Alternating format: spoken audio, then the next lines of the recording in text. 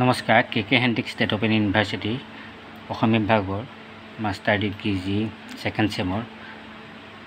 NEP মতে এখন আপোনালোকৰ অসমীয়া সংস্কৃতি আৰু গৱেষণা প্ৰণালী পৰিচয় এখন আপোনালোকৰ ফাৰ্ষ্ট পেপাৰ হৈছে ছেকেণ্ড চেমৰ চাব এইখনৰ আপোনালোকক মই দেখিছোঁ যে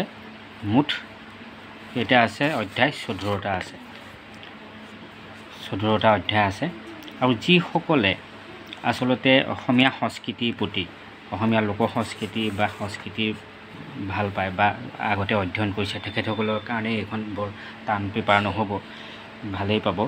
আৰু চাব যিসকলে এবাৰ ভক্তি সাহিত্য লৈছে তেখেতসকলৰ কাৰণে কিন্তু এই কাকতখন অলপ দুই তিনিটা অধ্যায় আসলতে পঢ়িবলৈ ভাল পাব তেখেতসকলে বুজি হ'ব কাৰণ চাব অসমৰ নৱবৈষ্ণৱ ধৰ্ম সত্ৰীয়া সংস্কৃতি সৰ্বভাৰতীয় ভক্তি আন্দোলন এই কথাখিনি আপোনালোকে ভক্তি সাহিত্যত অলপ পাবই দুই কাৰণে আপোনালোকৰ অলপ বুজি হ'ব অসমৰ প্ৰাচীন ধৰ্মীয় পৰম্পৰা সভ্য ধৰ্মৰ পৰম্পৰা যি শাক্ত ধৰ্ম এইবিলাক কাৰণে আপোনালোকক কি হৈছে যি ভক্তি সাহিত্যখন লৈছে তেখেতসকলৰ কাৰণে দুই এটা অধ্যায় ইয়াত কি হৈছে আপোনালোকক উজু হ'ব আৰু চাব আপোনালোকে যি এইটো ফাৰ্ষ্ট চেমেও আপোনালোকক বহুত সহায় কৰিব আপোনালোকে যি ফাৰ্ষ্ট চেমত পঢ়িছিলে অসমীয়া ভাষা পৰিচয় আৰু ক্ৰম বিকাশ এইটো কিছুমান ক্ষেত্ৰত কি হৈছে কি হয় ইয়াত আপোনালোকৰ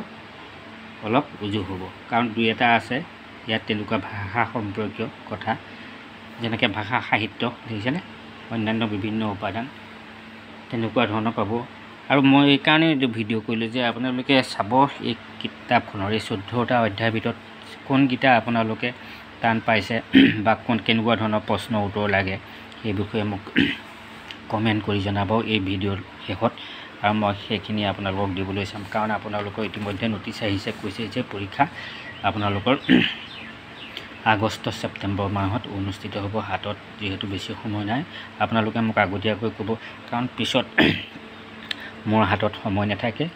দিনে মই দুই তিনিটাকৈ আচলতে লিখাটো সম্ভৱ নহয় সেইকাৰণে অলপ আগতীয়াকৈ ক'ব মই চাম আপোনালোকক এই কাকতখনৰ